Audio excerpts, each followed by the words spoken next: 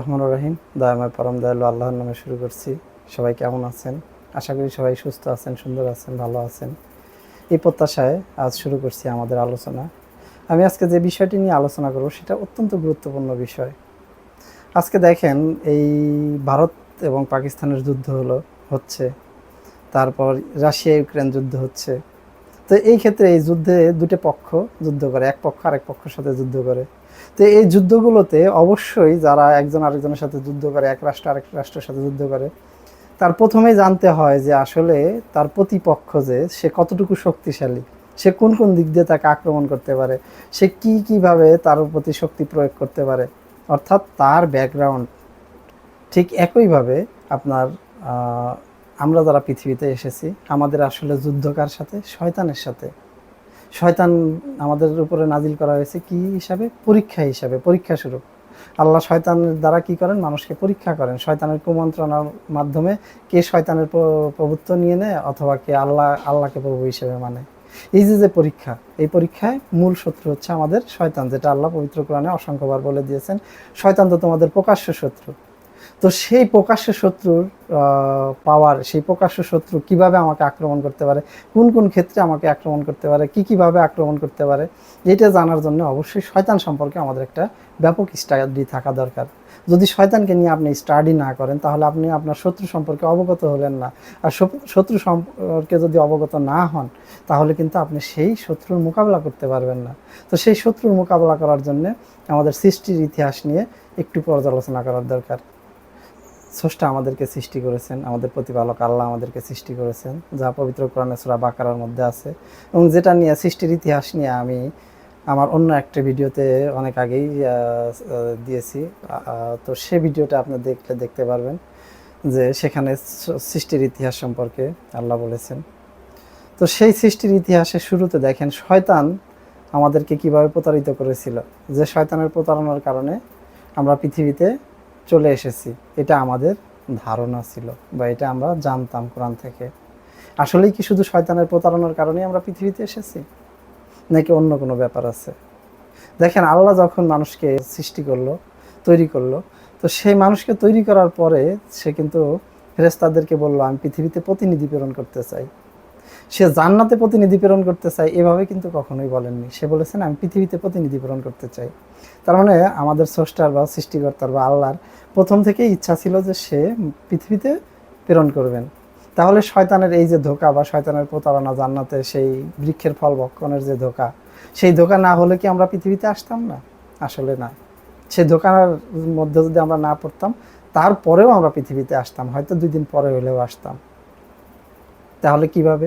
সেক্ষেত্রে কি শয়তানের ধোঁকা পৃথিবীতে আর থাকতো না? বা ইবলিস ওই জান্নাত থেকে আমাদেরকে বিতাড়িত করলো, আমাদের বিবস্ত্র করলো আদি পিতা আদিমাতাকে, তাহলে কি সেটা ঘটতো না? না, বিষয়টা ঠিক তেমনও নয়। বিষয়টা হচ্ছে, মানুষকে সৃষ্টি করা হয়েছে, আল্লাহ মানুষকে সৃষ্টি করেছে পৃথিবীতে প্রেরণ করার উদ্দেশ্যে, এবং পৃথিবীতে প্রেরণ করবে এই কারণে যেহেতু সৃষ্টি করেছে, তাহলে কয়েকদিন পরে হইলেও আমাদেরকে পৃথিবীতে প্রেরণ করা হইতো। এবং সেক্ষেত্রেও শয়তানকে আল্লাহ নিয়োগ দিত কী কারণে? মানুষকে পরীক্ষা স্বরূপ। সে ইবলিস না হোক অথবা অন্য কোনো ফেরেশতাকে হোক, যার প্রমাণ কিন্তু আপনি পবিত্র কোরআনে সূরা বাকারার 102 নম্বর আয়াতে পাবেন, সূরা যুকরুফের 36 নম্বর আয়াতে পাবেন। তো সূরা বাকারায় 102 নম্বর আয়াতে কি আছে? ওখানে দেখবেন সুলাইমানের রাজত্বের আমলে হারুত এবং মারুত নামে 2 জন ফেরেশতা নিয়োগ দিয়েছিল। তাদের দ্বারা কি করেছে? তো তাদের দ্বারা জাদু শিক্ষার মাধ্যমে মানুষকে পরীক্ষা করতে, এবং বলে দিত যারা এই জাদু শিক্ষা করবে তাদের জন্য কি পরকাল হারাম হয়ে যাবে, অর্থাৎ তারা জাহান্নামী হয়ে যাবে যারা এই জাদু শিক্ষা করবে। আবার দেখেন পবিত্র কোরআনে সূরা যুকরুফ এর 36 নম্বর আয়াতে যেটা বললেন আল্লাহ, সেটা কি বললেন? যে ওইখানে আল্লাহ বললেন যে যারা আল্লাহর স্মরণে বিমুখ হয় তাদের জন্য আল্লাহ নিয়োজিত করে এক শয়তান, এবং সেই শয়তান মানুষকে আল্লাহর পথ থেকে বিরত রাখে, এবং মানুষ মনে করে তারা সৎ পথে আছে, কিন্তু আসলে তারা সৎ পথে নেই। শয়তানরাই মানুষকে আল্লাহর পথ থেকে বিচ্যুত করে। তো এই যে আলোচনাগুলো দেখেন কোরআনের, এই যে 2টা আয়াত, 102 নম্বর আয়াত সূরা বাকারার এবং যুকরুফের 43 নম্বর আয়াত, তো এই আয়াতগুলো পর্যালোচনা করলে দেখা যায় যে হ্যাঁ, শয়তানকে আল্লাহ সরাসরি নিয়োগ করেন কার বিরুদ্ধে? যারা আল্লাহর বিমুখে হয়।